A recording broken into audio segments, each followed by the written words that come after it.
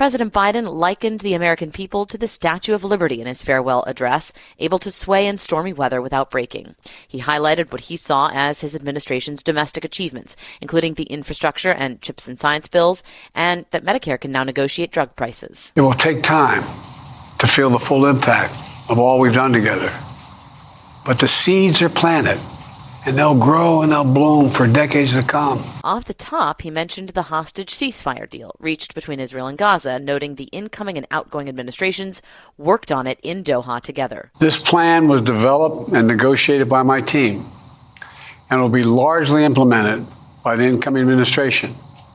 That's why I told my team to keep the incoming administration fully informed, because that's how it should be, working together as Americans. But the outgoing president had two specific warnings, one against what he called the dangerous concentration of power in the hands of a few rich Americans. Today, an oligarchy is taking shape in America of extreme wealth, power, and influence that literally threatens our entire democracy, our basic rights and freedoms. And he also warned of what he called the tech industrial complex. Americans are being buried under an avalanche of misinformation and disinformation, enabling the abuse of power. The free press is crumbling. Editors are disappearing. Social media is giving up on fact-checking.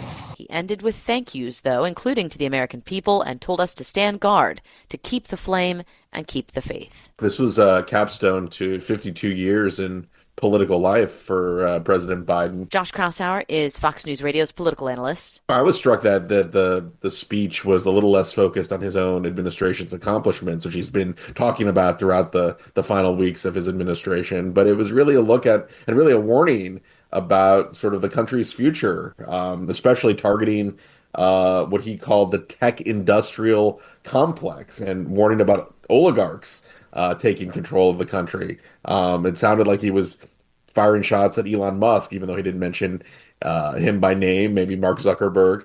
But that has been on his mind, and it certainly was a theme of the Oval Office address. And I think if there's anything that's remembered by this speech, it's going to be that warning about the future of kind of information and how we get information in this country.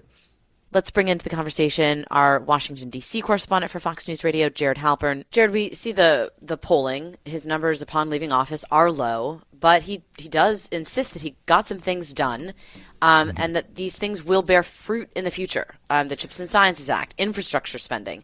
I imagine it's possible. Anything's possible. And polling does, in hindsight, tend to go up for presidents in retrospect. But what do you think of, I guess, what we heard from him making his case in defense of what he spent the last 4 years doing?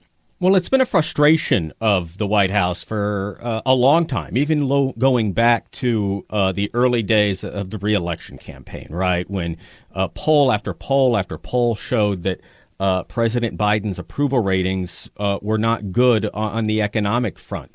The White House administration officials, the economic team, President Biden himself would insist that there are a lot of good signs happening in the economy, that unemployment was low, jobs were being created, new business startups. But those are hard sells and hard for Americans to feel when you are still paying more for groceries, when you are paying more for gasoline, when your own economic outlook it maybe is not as good as it was in the years prior. So I thought listening to the president on Wednesday night was kind of a reflection and a capstone to a lot of those frustrations that President Biden and those near him don't believe that he got enough credit for a lot of those domestic policies that they argue did help the economy, did recover the job market, did start to bring down prices, albeit much later, I think, than voters would have preferred.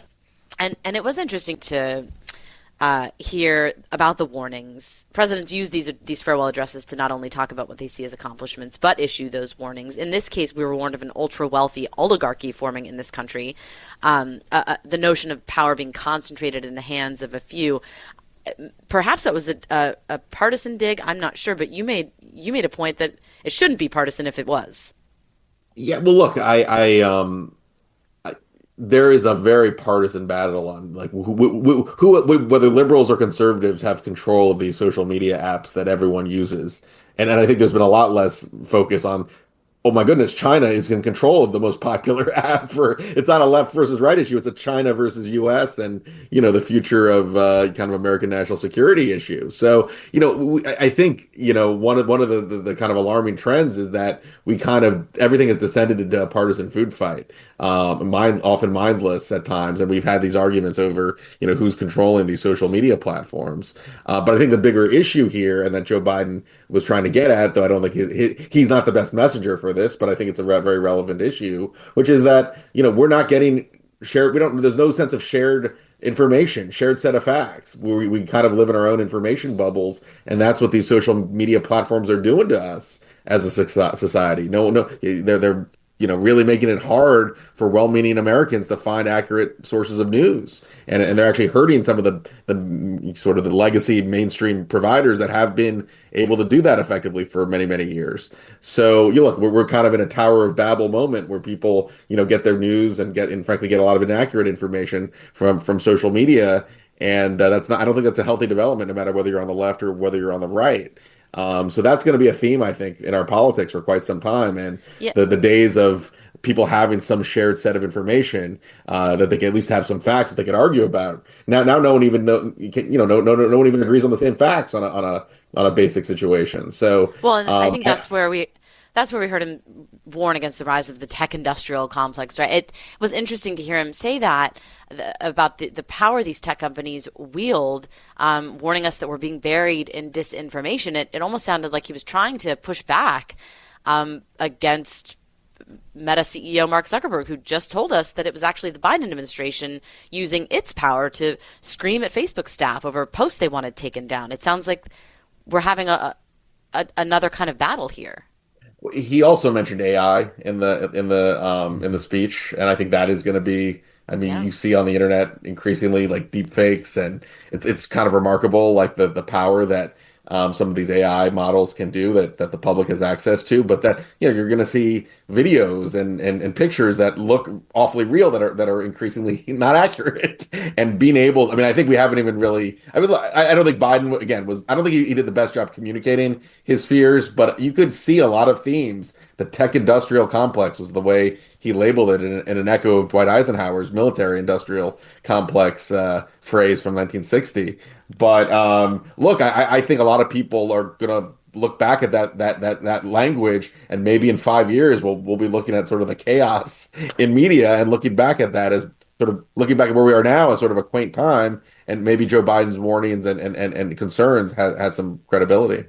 I'll just add to that, because Congress for the last 2-3 years has really been trying to figure out where laws and legislation and regulations fit into this fast developing artificial intelligence technology. And so far, it has been very bipartisan. You've seen Republicans and Democrats really working together to see if they can kind of figure out what Congress's role is, what the federal government's role is. President Biden has urged the Trump administration to continue in that direction. It'll be interesting to see now as we get from one transition to a next, if that momentum continues moving at the pace that it has, at least over the last couple of years. Speaking of transitions, Jared, you were at the White House during this news of very likely ceasefire hostage deal happening.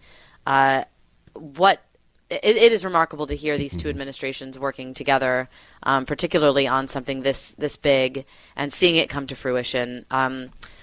What was your reaction, I guess, when you heard I think, happening? And we're learning more about how much cooperation there has been. We heard earlier this week that the National Security Advisor, Jake Sullivan, had described Steve Witkoff, the incoming Middle East envoy for President-elect Trump, being in the room, being in Doha as these talks were happening, that there was messaging that was unified. President Biden talked about them speaking as one team. We heard from a senior administration official here a few hours after that deal was announced, who kind of gave a little bit more color and basically was like, at some points, the Biden side and the Trump side were like switching off, like they were tag teaming in to make sure that both of them were represented, that it was clear to all of the negotiators that there wasn't like a good cop, bad cop kind of dynamic here, right? Like that they were literally like at the table together, right? And I think that shows a level of seriousness, right? Yeah. That it became clear that if a deal was going to emerge here in the final days of the Biden administration, it was going to be up to the Trump administration to implement it. So you were going to need buy-in from the Trump administration to sign off on anything, right? I think Hamas needed that. Israel certainly would have needed that. The Egyptians, everybody was going to need to make sure that, listen, if we get everybody to agree to something that we've been working on for a year and a half, we don't want it to fall apart in 5 days. And I think, again, it shows that on foreign policy, and especially maybe critical crises, those don't expire just because somebody else is sworn in to office. You've seen a lot of work. President Obama worked with President Bush, I should say, worked with President Obama's team on Afghanistan and Israel in the final days of that administration. So it does show that, there are mechanisms in place for these types of smooth transitions, particularly on kind of these foreign crises that can happen and aren't easily resolved from one administration to the next. And Josh, in just a few seconds, how much did it matter that President Trump threatened that all hell will break loose if the hostages weren't released before his inaugural day? Well, I think the bigger issue is that Trump's Middle East liaison actually put some pressure on Bibi Netanyahu, and I think that may have been the final push to actually get a deal on both sides to fruition. So, look, I think this was Biden's framework, but it was Trump who had the political muscle, had the Nixon goes to China moment to actually get this across the finish line. All right, we'll leave it there, gentlemen. On to the inauguration. Thank you so much to Josh Kraushaar and Jared Halpern. Thanks, Jess. Thanks, Jess.